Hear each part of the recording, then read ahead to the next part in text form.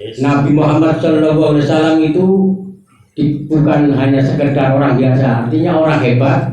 Kalau zaman sekarang itu orang viral bin viral, viralnya bin viral, orang hebatnya bin hebat, supernya bin super. Karena apa? Sebelum lahir aja alam semesta ini sudah membicarakannya, gitu lah. Di surga sudah dibicarakan. Bahkan sebelum dunia ini diciptakan, Muhammad ini sudah viral pembicaraan oleh para malaikat sebelum adzan diciptakan.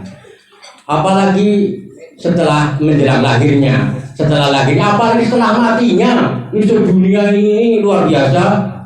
Dengan setiap hari mengucapkan Allahumma sholli ala Muhammad itu berkali-kali. Bagaimana kita akan tidak mendapatkan rahmatnya? Nah, ibaratnya gelas dikasih sholat dikasih air terus kan tumpah-tumpahnya ke kita. Semakin numpah semakin kita banyak kan begitu. Itu ibaratnya. Sebelum lahir Muhammad sudah viral, sudah terkenal. Di surga sudah terkenal, di sebelum malaikat tercipta saja, semua sebelum alam dunia tercipta sudah dikenal. Apalagi setelah menjelang Nabi Adam mau diciptakan di surga, jadi pembicaraan antara malaikat dengan yang Maha Kuasa, bahkan sampai hubungannya dengan iblis yang tidak terima. Kemudian setelah manusia diciptakan, Muhammad menjelang lahirnya Muhammad itu luar biasa. Setelah menjelang lahirnya itu kita Muhammad kan punya paman namanya Abu Lahab. Abu Lahab punya pembantu namanya Suwaibah. Menjelang Muhammad lahir, Suwaibah ini menyampaikan kepada Abu Lahab. Bahkan Abu Lahab sudah punya firasat pada malam hari itu burung-burungnya, onta-ontanya, kambing-kambingnya itu pada bunyinya Ahmad Maulida. Burung saja bunyinya beda. Jadi yang yang dirindukan telah lahir. Ahmad saja dirindukan. Yang dirindukan itu telah lahir. Ini Muhammad telah lahir. Begitu Suwaibah datang ke rumahnya Abu Lahab. Wahai Tuhan Abu Lahab, Muhammad telah lahir. Oh ya, burung saya ada bunyi, gitu loh. Jadi ontanya bunyi, kambingnya bunyi. Saking senangnya Abu Lahab Muhammad itu lahir, karena di samping dia keponakannya, walaupun pada akhirnya dia menentang, saking senangnya dia berkorban. Suwaibah yang tadinya sebagai budaknya langsung dimerdekakan. Kalau zaman sekarang budak di Arab itu katanya nilainya sekitar 30 sampai 50 juta. Nah itu mungkin zaman sekarang mungkin nilainya juga ratusan juta. Saking hebatnya, saking senangnya itu Muhammad lahir, Abu Lahab itu memerdekakan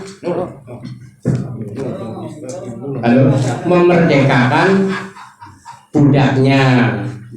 Jadi kalau dikurus uang sekarang mungkin ratusan juta nilai budak itu. Jadi apalagi kita tidak mau memeriahkannya, yang orang yang tidak cocok dengan Muhammad saja menjelang Muhammad lahir dia mau berkorban, sehingga besok diterangkan di banyak hadis bahwa Abu Lahab itu kalau hari Senin itu dia dapat keringanan siksaan di neraka. Saking dia berkorban sampai tadi memerdekakan Suwaibah. Yang Suwaibah kan tukang ngomongnya Nabi Muhammad yang menjaga Siti Aminah. Bahkan bukan itu saja. Dulu di Arab kan belum jadi negara hebat. Dulu ada kekuasaan di dunia, ada dua kekuasaan, yaitu kekuasaan Romawi dan kekuasaan Majusi. Jadi dulu adanya di Irak itu namanya Majusi, orang-orang yang menyembah Majusi. Kisra Persia. Kemudian yang sekarang di Palestina atau di Suriah itu dulu ada kekuasaan namanya Romawi. Pada menjelang lahirnya bukan hanya itu saja, tempat penyembahan api itu padam seketika. Pada menjelang Muhammad lahir itu padam, saking hebatnya Nur Muhammad turun bumi. Kemudian bahkan singgasananya itu pada berjatuhan. Jadi pada kayak seperti gempa, itu padahal nggak ada gempa. Itu seperti itu. Apalagi kalau kita nggak mau meriahkan. Dasarnya memperingati Maulid Nabi adalah surat Yunus ayat 58. Bunyinya Bismillahirrahmanirrahim.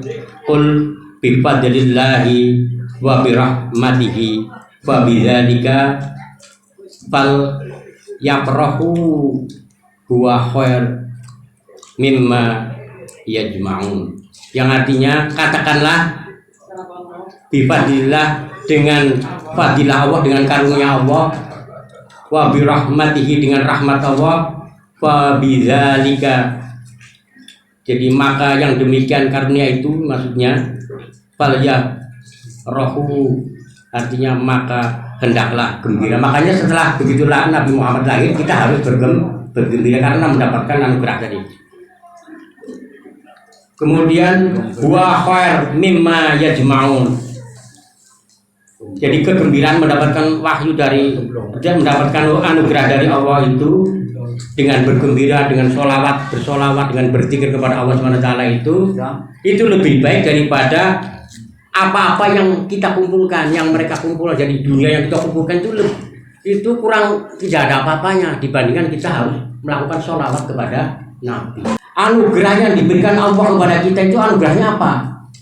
Adalah Al-Quran. Kalau kita ibaratkan dibandingkan dengan manusia di dunia ini, anugerah misalnya kayak Pak Slamet ini dianugerahi oleh kepala desa Bu Raeno itu pangkat Demang. Nah, ini maksudnya. Ini perbedaannya. Kemudian tadi di samping itu ada rahmat. Rahmat itu kalau kita dapat uang, kita bekerja kan dapat duit. Jadi itu rahmatnya itu loh. Perbandingannya biar enak seperti itu, biar pencernaannya seperti itu. Rahmat yang diberikan kepada kita ini berarti kita kan harus mencontoh. Nabi Muhammad itu kan contoh, bukan hanya Al-Quran itu Al-Quran itu kan kitabnya yang diwahyukan, Al-Quran-Qurannya. Dan diberikan pada Nabi Muhammad. Nah Muhammad turun ini kan dapatkan rahmat. Dengan adanya, kalau Muhammad tidak turun, tidak dilahirkan, kita nggak dapat rahmat. Kita dapat rahmat Islamnya kan nggak dapat. Nggak dapat duitnya, nggak dapat makanannya. Kira-kira itu dari peristiwa lahirnya Nabi, peristiwa Maulid ini yang perlu kita ambil adalah teladannya. Dari rahmatnya itu supaya kita dapatkan rahmat, kita ambil teladannya. Jadi apa yang diterangkan oleh Al-Quran, apa yang diterangkan oleh hadis yang dilakukan oleh Nabi, itu kita ambil, jadikan teladan kita. Jadi laqad kana lakum fi Rasulillah uswatun hasanah.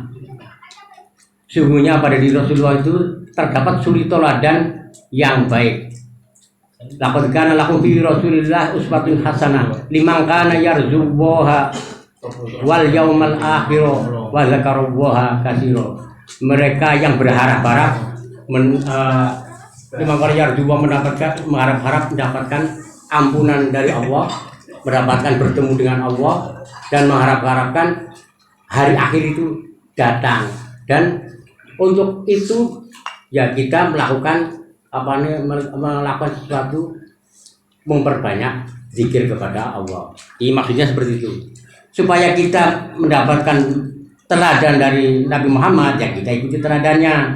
Setelah ikuti teladannya, apa teladannya? Salah satunya ya diantaranya kita kuncinya kan, intinya tujuannya kita ingin bertemu dengan Allah, bertemu hari akhirat. Untuk bisa bertemu itu, kita mendapatkan surganya, kita sering melakukan banyak-banyak zikir, banyak-banyak berbuat sesuatu kebaikan kepada Allah, diantaranya itu. Nah sekarang kita sebagai ini umatnya ini kan harus memberikan contoh. Nah kalau Nabi kan contohnya terbagus, contohnya terbaik. Manusia kan contohnya manusia, masa hewan jadikan contoh kita kan nggak boleh. Jadi manusia contohnya manusia, kalau hewan contohnya hewan. Jangan sampai kita mencontoh orang yang tidak baik. Ya sebaik-baik orang ya kita contohnya Nabi Muhammad itu. Kalau ini nyontohnya lebih baik. Kalau nyontohnya di desa, nyontohnya selamat dong, selamat tukang demangnya lebih duit. Kan, tapi nyontohnya yang baik-baik saja, yang tidak baik nggak usah dicontoh. Setelah itu Nabi diangkat menjadi Nabi itu dengan dasar surat Al-Alaq, Iqra membaca. Pada waktu mendapatkan surat Al-Alaq ini, setelah itu kan Nabi diangkat menjadi Nabi, dakwahnya diam-diam.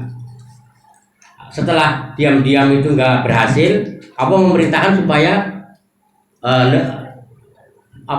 terbuka, yaitu dengan surat Al-Mudaththir. Nah, kita akan sampaikan surat ini yang penting terakhir karena udah malam. Surat Al-Mudaththir ayat 1 sampai 7. Ya ayyuhal mudaththir, wahai orang yang sedang berselimut, kum fa'anzir, bangunlah.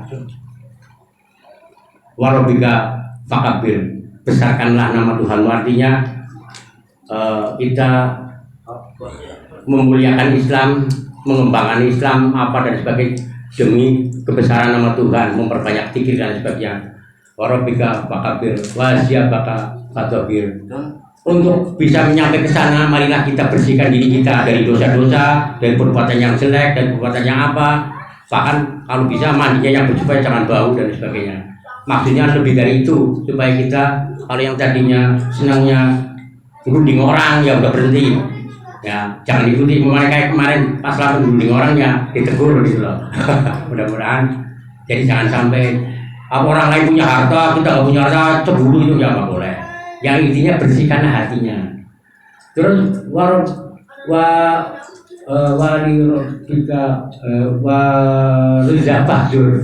untuk bisa seperti itu ya jauhkanlah perbuatan-perbuatan yang jaganya mengandung dosa. Kira-kira ini mendosa, fitnah. Ya nggak usah. Warabbika walirujak fahjur.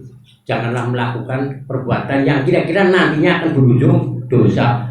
Berarti kalau begitu Islam kita ya masih jauh. Kalau pasal pasti itu berpasal masih jauh. Ya jangan gitu. Ininya seperti itu. Saling ingat, mengingatkan. Kemudian terakhir walirabbika fasbir. Untuk bisa melakukan itu semua ya dengan perbuatan, dengan cara-caranya harus bersabar. Ya Rabbi bil Mustafa alim maqasidana wa firana Ramadan ya wasi'al karami. Bismillahirrahmanirrahim. Subhanakallahumma wa bihamdika asyhadu an la